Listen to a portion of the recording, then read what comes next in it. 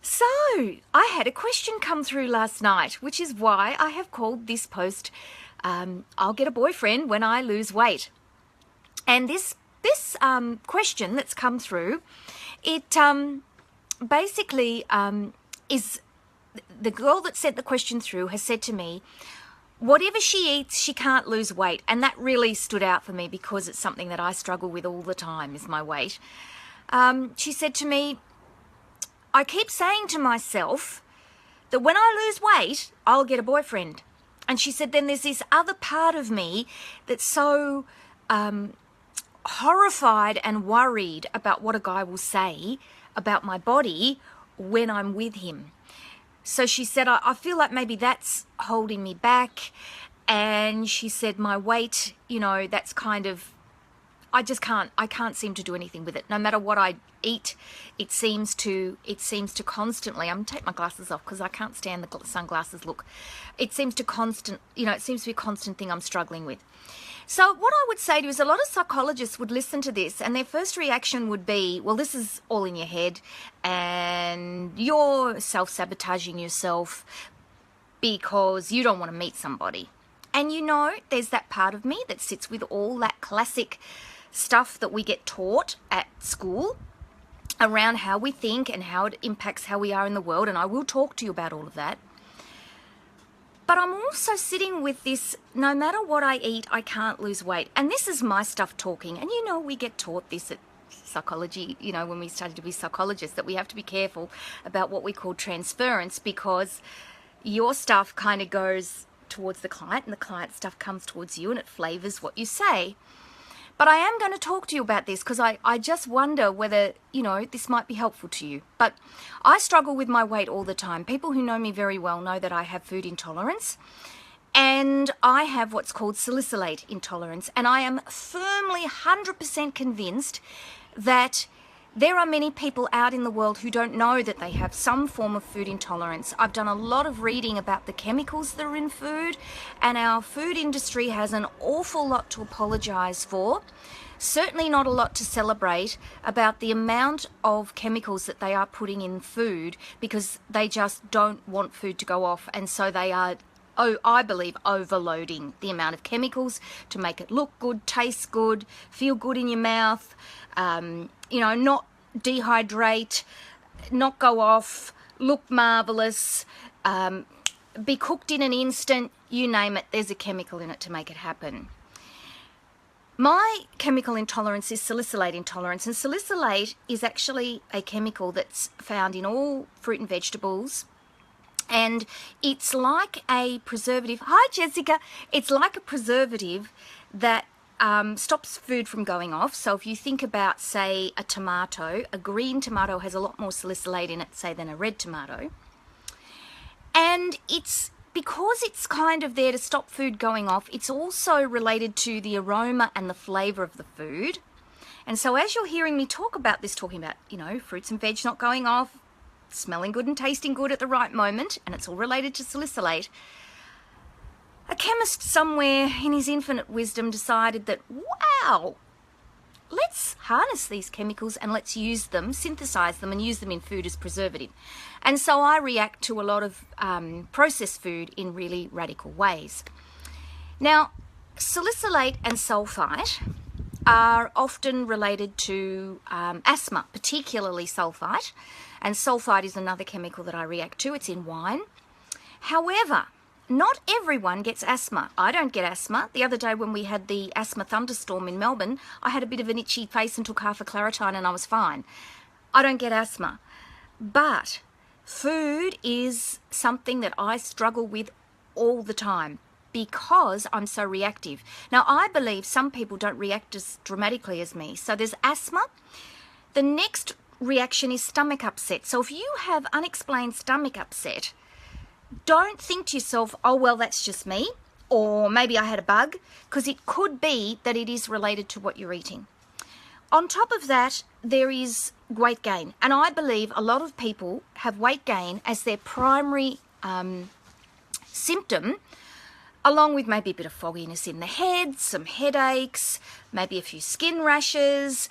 maybe a few other unexplained symptoms like moodiness, but they don't think that maybe it's related to food. And I know my grandmother was terribly, terribly sick. There's photos of her very, very unwell, and different times in her life where her weight ballooned and then went down and she was terribly skinny. And I really believe that she had this salicylate and sulfite intolerance like I have, because these things are highly genetic, and way back when they didn't know what it was. So I would say to this person who's written to me, I want you to do a food and mood diary. So I want you to write down everything you're eating, and I want you to really tune into your body and notice what's going on, because it may be that there's something going on with food that's causing you to hold fluid, and it's not weight at all, but fluid. And if you could get your diet right, you would find that the weight would leave you, as I have done at different times in my life. Add into that hormones. Now, I'm currently going through change of life. What a joke. There's part of it I like, i.e. not getting my period anymore, but there's the other bit that's all the hormones, and your body changes and you feel very different in your own skin. And one of the things that happens is the hormones cause you to gain weight, and it's very frustrating. So if that's going on, or if you're taking the pill, now the pill is synthetic hormone, you may be reacting to the pill, and that may be causing you to gain weight. The doctors will never admit that to you, but there are a lot of things that we know about the pill that doctors don't like to highlight, because, well, they want you to take it because it's a fabulous way of making sure you don't fall pregnant. But it also has, there are also things going on with your health. I mean, they went on and on. When I had my spider bite a few months back, some of you didn't know me when that happened, but I had this massive spider bite on my leg, and I had to elevate my leg, and I did hospital at home, and I was doing Facebook Live. If you go onto my personal page, you'll see all the videos there. I did Facebook Live from home about it all, and one of the things they kept asking me was I on the pill? Because when you sit still, it can cause you'd have blood clots and things like that when you have an infection. So, you know, I kind of, as you know, I look, I don't like to call myself a conspiracy theorist, but with food, I've read so much, there really can't be any other explanation other than, you know, food companies probably having a bit too much to say to the government about what they're doing in terms of the chemicals that they're putting in, and they're getting away with an awful lot. Now, if you want to know more about food, before I get on to the next part of this question, if you want to know more about food, a really, really good place to start is Sue Dengate's website, fedup.com.au.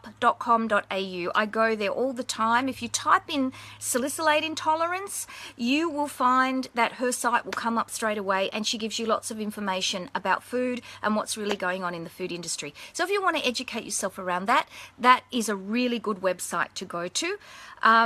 There is another book called Death by Food Pyramid, something like that, by Denise Minger, and that is also a very good expose on the history of the food pyramid and things like that. So if you want to educate yourself on those things, there's some places you can go with some reading to do. So let's get back to this question about when I lose weight, I'll get a boyfriend then. So there's the emotional side of this. So when we're not feeling our best, obviously, if we're overweight, there's shame and guilt and anger and all those feelings that can stop us from being the very best person that we can be. And I'm sure that's got a lot to do with you putting a hold on everything. Those feelings of shame and guilt, they come, look, they're fed by society. I mean, you only have to pick up a magazine, flick through it. There aren't very many people who look average, normal, overweight, all that stuff. So there's all that, and we know about that. But there's also messages in your own head. We're talking to ourselves all the time, believe it or not, and half the time we're not aware of what we're saying. And so these messages are going on all the time, telling us about our beliefs, our values, and how we are in the world. So where do all these messages come from? Well, they come from our parents, because, bless them, you don't go to a special school to learn to be a parent. And some parents can be highly critical in this belief that if they correct you, that somehow it'll make you a better person. And in many ways, it's important for our parents to correct us. We wouldn't learn how to be in the world. But we get these messages that come into our head. And they kind of swirl around in our head. Now, if you fast forward into your life and you start having partners, and if those partners say the same kinds of words to us, then those messages get reinforced. So if you had a partner, if you had a mother who sort of said, you know, fat girls don't get boyfriends, or you're too fat for that dress, or I wish you weren't so fat, or if you stopped eating, or, you know, all that stuff, then you've got all that in your head, you know, and then you have a boyfriend who says, gee, you look fat in that dress. It's not good. And it reinforces those messages, which are kind of swirling around in your head. Now, the problem is they're swirling around in our head. They're a bit like dreams. They're very hard to grab onto. And sometimes, you know, we grab onto a little bit here and a little bit there, and it's very hard to make sense of where they've come from.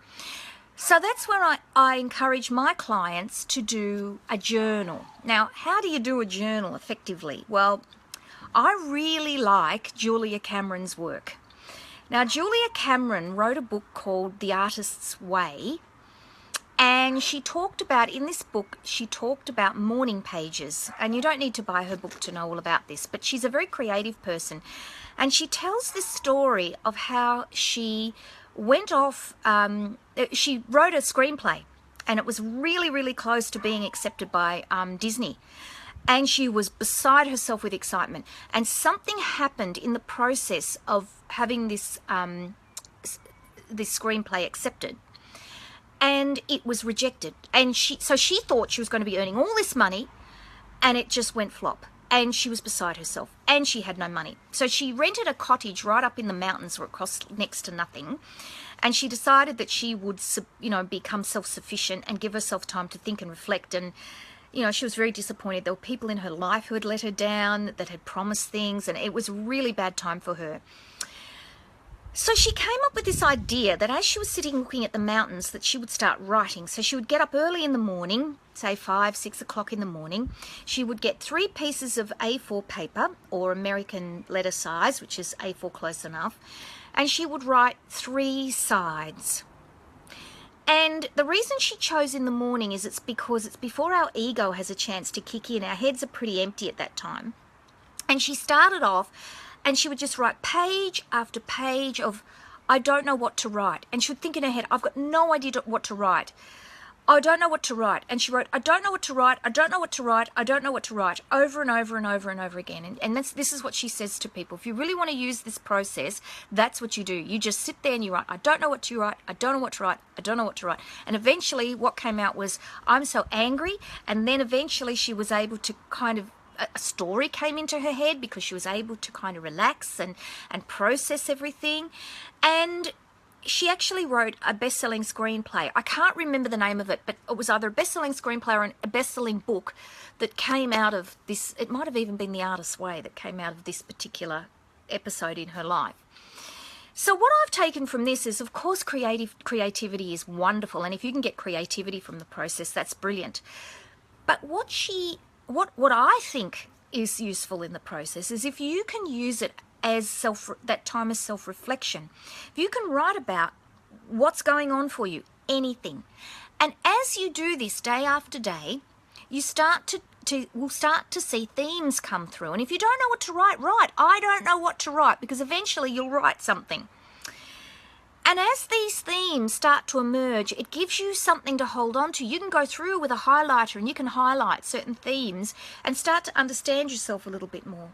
Then you start to understand where these voices are coming from, where this, I can't have a boyfriend until I lose weight, where that's coming from. And you can start to even see the languaging of the message that's going on in your head. And when you can see the languaging of that messaging, you can start to look at it and say, well, if I heard my best friend talking to herself like that, would I think that's okay? Probably not. So why do I talk to myself like that? Where does this voice come from? Is it mum? Is it dad? Is it a sister? A best friend? A boyfriend? Why did they say that? And maybe what was going on for them at the time when they said it. And you start to be able to understand the underlying message. If it was mum and dad, for example, were they saying that because underneath it all, although they were being quite mean in the way they said it, were they saying it out of a positive motivation that they wanted the very best for me? They didn't want me to be overweight. You know, I think of my dad. He is 90 and he's diabetic, and he constantly comments. Yesterday he said to me, "Your stomach's not looking so fat today." You know, I mean, like, you know, really great way to say it. And I know underneath all of that, what he's trying to say to me is, Elizabeth, I don't want you to get diabetes like me. I want you to lose weight so you'll be well and maybe be fortunate enough to make it to 90 like me. So there's something about being able to dissect that. And what's really helpful is as you start to get to know yourself, you start to build on your confidence, because when somebody says something to you, you might get carried away with it in the moment. We all do. But you can go away and say, "Now, hang on a minute. That's resonating with stuff Mum used to say to me. I've got the feelings of disappointment that, you know, whoever's supposed to care about me said this stuff. And I've got old feelings kind of feeding that." And when you get to know that, you start to have confidence to really be able to hold on to yourself and know what's going on for you, which helps you then know about boundaries, about being able to name the things you do and don't want people to say to you, how they should speak to you. You're able to speak to other people in the way you want them to speak to you because you can manage your emotions a little bit better. So all that's really a very effective way to hold on to yourself. Now, this question also said, how can I face that prospect that someone might say all these things to me, that it's really all questions come through?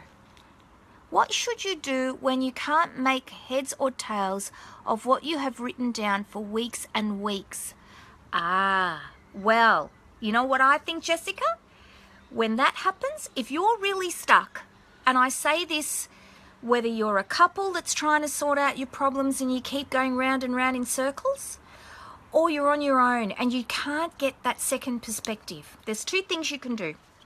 You can find a trusted friend and you can talk through the main themes that you're identifying in your writing and see what they think. Sometimes if it's a trusted friend you know won't repeat anything, that can be a really helpful way to work on what that all means, because somebody else's perspective coming in is so, you know, sometimes they can see it so clearly. I have clients come to me and they'll tell me, "Last night I dreamed blah, blah, blah," and I know their story, and they'll go, "What does that mean?" And I'll say, "Oh, it's obvious what it means is blah, blah, blah, blah, blah." And I've had it done for me too when I've had dreams about things. I've gone to therapists because I can't see my own. It's very hard to see your own stuff. This is a pathway into it, but it's very hard to see your own stuff. The other answer, of course, to that is if you don't have anyone you feel you can really, really trust, go to a therapist. A therapist that's part of an association like a psychologist or a psychotherapist, they are sworn to secrecy. And so, especially as psychologists, we have registration. We are sworn to it. You are not allowed to reveal where information or anyone's information to anyone. So you can talk to a therapist about it and get their perspective on what you've written or what you think it might mean, and that can help you just make that shift. It's very helpful if you've done that self-reflection when you get to the therapist, because it fast forwards the work. If someone comes in and they've done no self-reflection at all, you're right at the beginning with the client, and that's exciting stuff, and you can move very quickly, but sometimes you don't. So it can be useful to have sort of sat and done some meditation and some journaling and some self-reflection, because then when you go to your therapist, you've got something to take with you to work with, which is great, and therapists love that kind of thing because it helps them move the work forward. So sitting with that sense of, how will I cope if, you know, how will I cope with the shame if I'm with somebody and they see my body and they comment on it like that? Well, what I would say to you is, if you are with somebody and that they comment on your weight in a mean way and not in a caring way, do you want to be with someone that does that to you? It's mean. It's not saying, gosh, I'm worried about you because it feels like you've put some weight on and I'd really like to help you work on losing, moving that, or it's, gosh, your thighs are fat, or gosh, so you need to really be mindful about the person you're with long before you're physical with them, about how they speak. And you can get clues about this kind of thing by how he speaks to you in general as to what might happen when you're intimate with them and very vulnerable. So I would say there's that part of it. And there's also about knowing yourself, working on your confidence. So if something does happen, and even in our best moments, even healthy, nice guys can say really rubbish things. I'm thinking of my son. I like to think of him as a healthy, nice guy. He told his girlfriend she was an 8 out of 10. And wondered why. Oh gosh, I laugh about it even now. Why she broke up with him, and my other son came in and said, Mum, even I wouldn't say that. Very funny. Anyway, so, even nice guys can say stuff that isn't okay. It's about you having that inner core in yourself to be able to say, I am okay. And if you want to comment on the cellulite on my thighs, well, that's about you. It's not about me. It's got nothing to do with me. All women have cellulite on their thighs, even models in magazines. They just airbrush it all out. I am me. I am confident that I absolutely love the things about myself that I am good at. And the stuff I'm not good at, well, I don't like it. I don't like it that I struggle through maths. I just make sure I do the minimum possible. And I embrace and celebrate the things I'm good at, like talking, for example. Here I am talking. And it gives me great pleasure to speak to all of you and tell you all about all the things I've learned about. I have an insatiable appetite for learning about people. And so I've immersed myself in that. And that gives me pleasure. And I know that I have a very unique way of looking at the world. It makes me special. And so that is how I work on my confidence and build my inner resistance inside. So that, if Prince Charming was to say something to me that I didn't like, I'd say, stick it. And he knows I'd say that too. So, it's that moment of being, mortified. Of course you will be. But then there's that ability to kind of bounce back from it and make decisions and say, well, if you're going to talk to me like this, I don't think I want to be with you anymore. It's not okay. It's not okay. You upset me. So you either call the boundary and say, don't upset me. And you need a healthy partner that says, I'm sorry I've upset you, and respects that boundary and doesn't do it again. That's, really important. So self-care, looking after yourself. Another question. I have to put my glasses on to view them. Your cheeriness is great to be part of every morning. Oh, thank you so much, Jessica. That's really kind of you. That's lovely. That self-care is so important. It's really, really important. And I really struggle, there was something I did the other day that Prince Charming said to me, do as I say, not as I do. And I can't remember what it was. I think I was snacking out of the pantry or something. I can't remember. But, we all struggle. None of us have got all our stuff together. Or we have our stuff together in certain moments in our life. And other moments we struggle with. It's normal. It's a growing journey that we work on all the time to be confident. And if we can grab onto it and have it and hold it for moments of time in our life, that's awesome.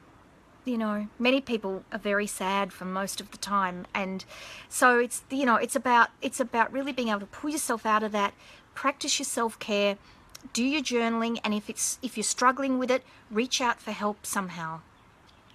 Join a support group, or find a friend that you can talk to who will help you go through what you've written and try and give you some insight, or find a therapist to help you. That insight helps you grow because you're able to really have perspective on what's going on around you, and it helps strengthen you. You know what your boundaries are. And when you know what your boundaries are, you're able to name them more clearly. You're able to be in your truth. You're able to have integrity, and you're able to treat people in the way that you want them to treat you. That's huge. You know, it enables you to take the higher ground without hurting anybody else. You don't have to criticize anybody else. You just behave in a way that you want other people to treat you with. So I hope that's helpful. To the person who asked the question, I feel like I've waffled again, as I